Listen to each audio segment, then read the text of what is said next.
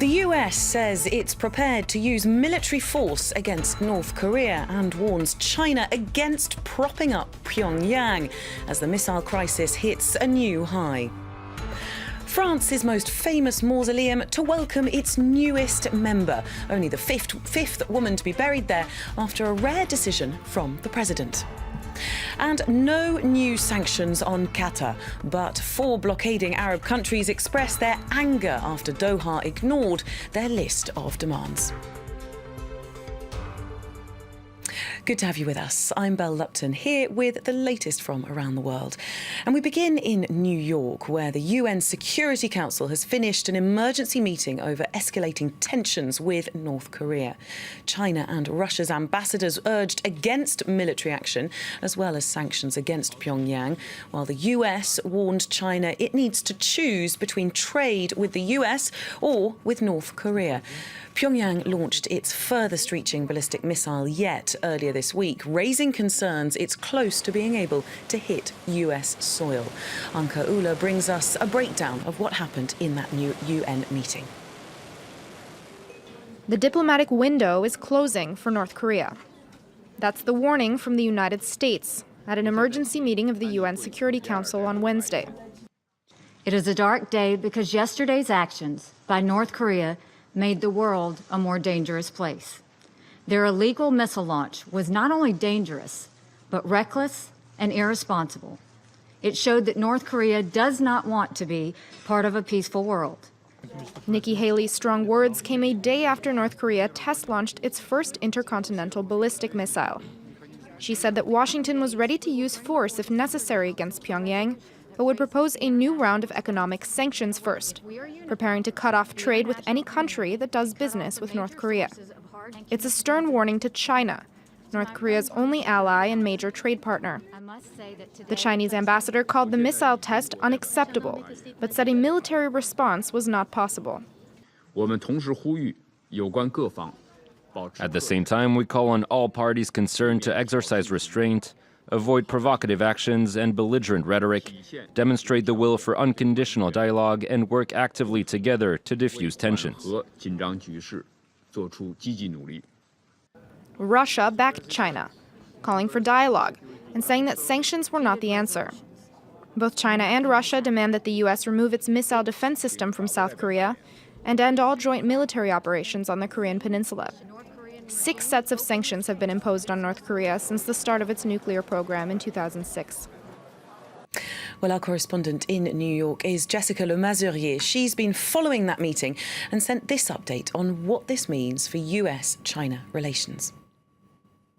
It's quite clear that that relationship is under a lot of strain right now. This was apparent in today's meeting. It was also interesting to see that whilst Sino-American relations are increasingly strained, relations between Russia and China seem to be getting ever stronger. They really put on a united front today. Their message was very similar, with both the Russian and the Chinese representatives both talking about how there needs to be this freeze-for-freeze option. And what this is a proposal that originally came from the Chinese for the Americans and the South Koreans to stop their joint military exercises in that region in exchange for North Korea pursuing a path of denuclearization. But that has so far been rejected, that option, by the Americans and by their supporters. Jessica Le Mazurier in New York there. Well, here in Paris, the president has taken an unusual decision regarding the remains of Holocaust survivor and political icon Simone Veil, who died last week. The family of the human rights pioneer had been invited to bury her at the Pantheon, a monument here in Paris which houses the remains of great national figures. But the family initially refused, saying Veil had requested to be buried alongside her husband. Martin Pollard explains what happened next. The occasion was grand, moving, and yet fitting for a woman who is so treasured by this nation. Simone Veil, an Auschwitz concentration camp survivor who then went on to become a leading politician who fought for issues including women's rights and the unity of Europe, was honoured with a state funeral at Les Invalides in Paris this Wednesday. Her sons spoke of her infamously strong character.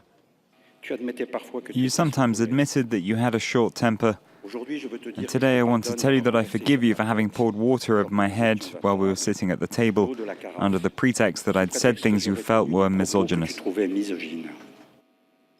I love you, Mum. Over the years, we learned to share you with friends, some close, some less so, as well as some people we didn't know, millions. Sometimes, when they passed you in the street, people would greet you with your first name, as if they also had once sat on your lap. The French president praised her work to preserve the memory of the Holocaust and to have not held this against Germany as she sought greater peace and freedom in Europe.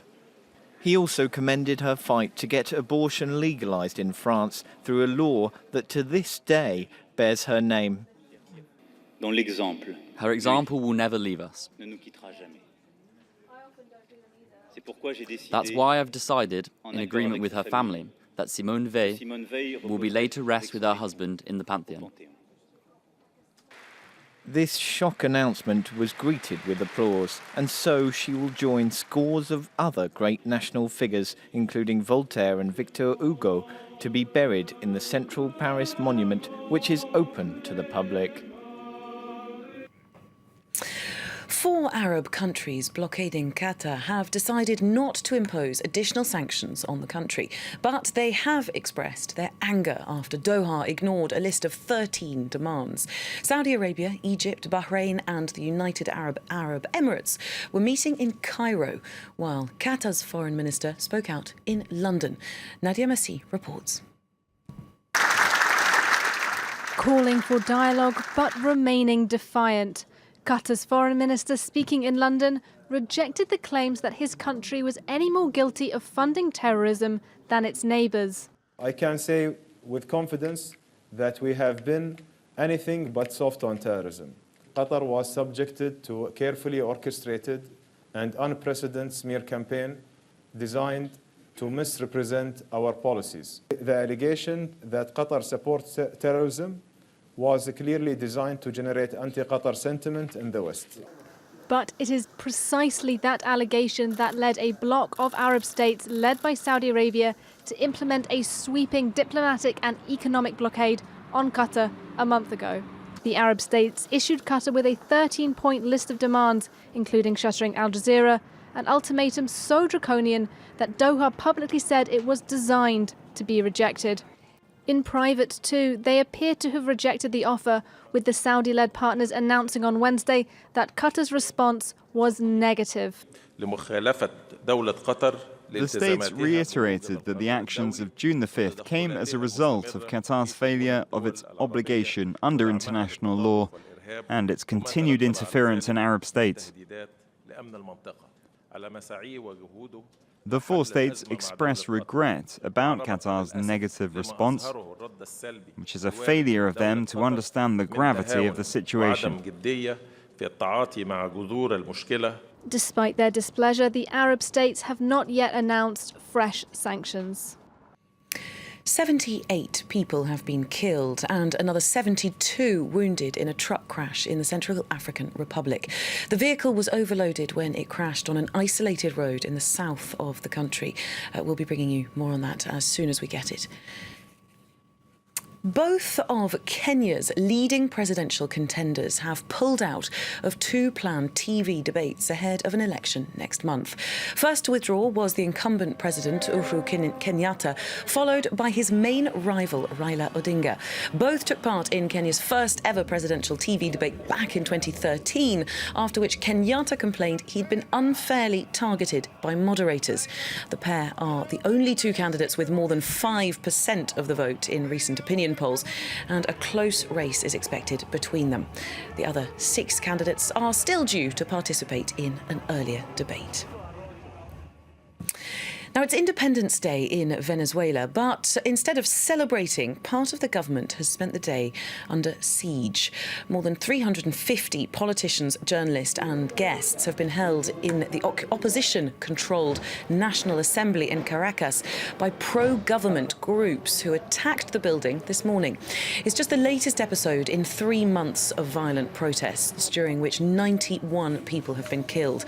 Last week, a helicopter pilot dropped grenades on government buildings. Well, now, as Anchor Ulu explains, he's back out of hiding. The moment to wake up is now, so that we have a new dawn.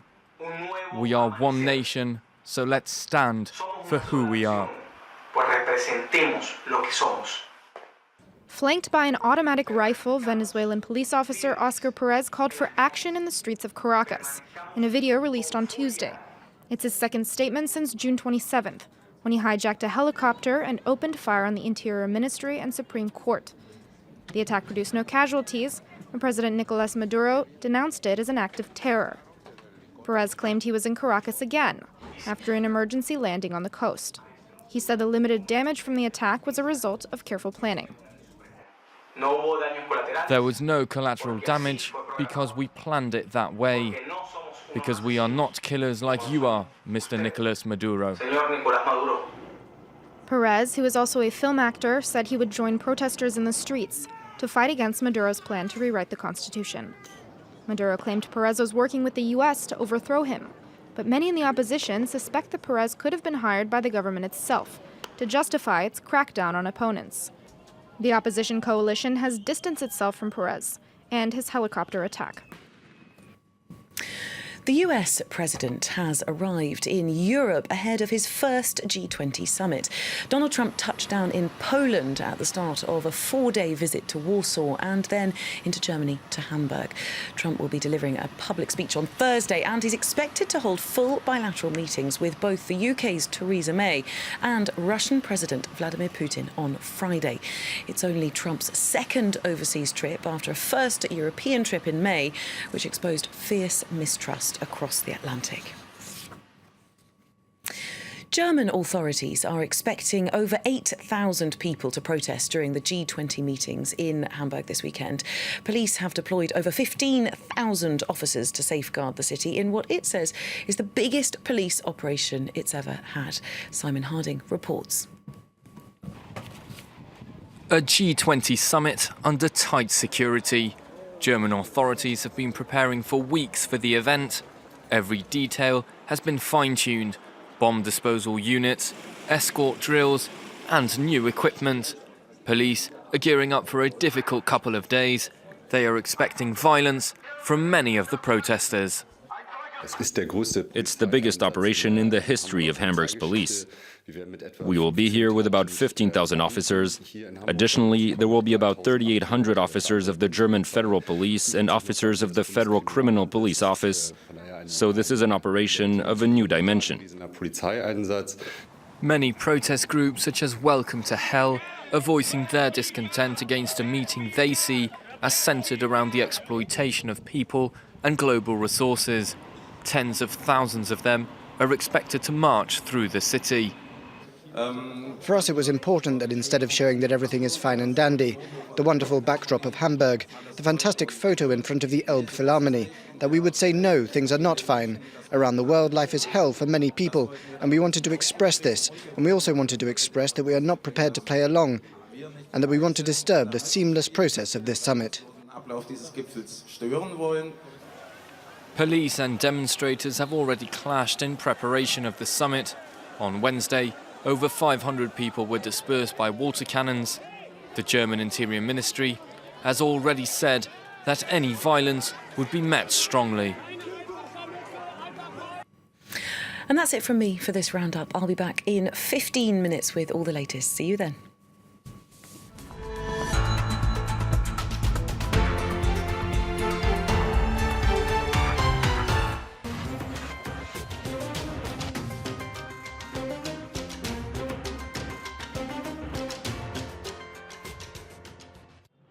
In the Danish capital